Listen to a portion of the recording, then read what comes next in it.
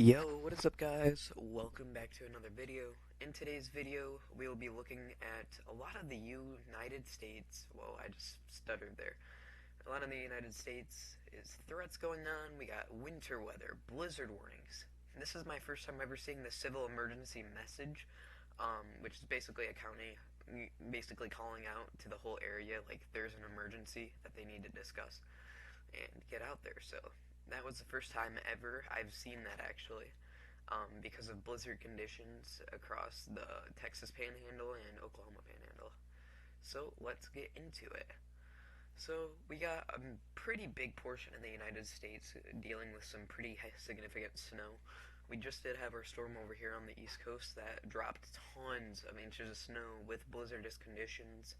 And we even have blizzard warnings up here by Seattle area, up in the mountain ranges. So lots and lots of significant stuff. This is definitely the most colorful map I've seen in a long time here.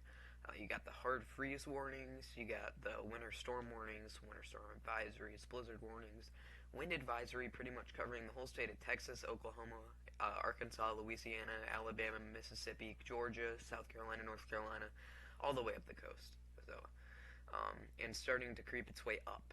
So we will have pretty much the majority of the United States with wind threat damage and power outages. Let me show you guys what we have for the future. Today we got an enhanced risk for severe weather. This is a pretty significant tornado threat, possible outbreaks down in pretty much the Dixie Alley. It's starting in Texas, pretty much all of southern Louisiana, portions of southern Mississippi, Alabama, and then the Florida Panhandle. Wind threat, pretty driven and possibly significant wind threat, as the straight-line winds will most likely come across and do some damage. And the hail threat was not too significant today, so thankfully that's good news. Tomorrow we have a similar situation with possibly even more damage. 10% with significant outright risk. This will be early in the morning, and then possibly midday to late afternoon we could have pretty significant tornado risk as well. So make sure if you live in any of these areas to stay safe. We got a huge 30% hatch risk for significant winds, so we will definitely see some damaging winds with these lines of storms that will come through. And even out a couple days, we have another round of severe weather as this next system works its way, that one even being even bigger and in the same regions. Let's see what else we got. We can go to tropical tidbits. Look at this. The snowfall amounts. Okay, so within the first 6 hours, portions of Oklahoma, this is why they got the civil warning message, could already see up to 5 inches over the next couple of hours. And you just see the amounts within maybe 2 days, 13 inches. Sorry, a day to 2 days. 13 inches in some of these regions in the Midwest.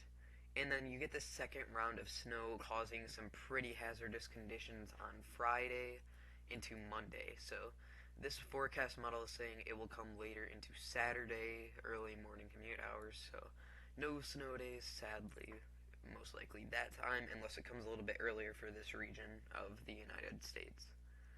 Total accumulated precip, these storms tonight will launch off and give some pretty significant rainfall amounts over Georgia, Alabama, and a little bit of southern Mississippi.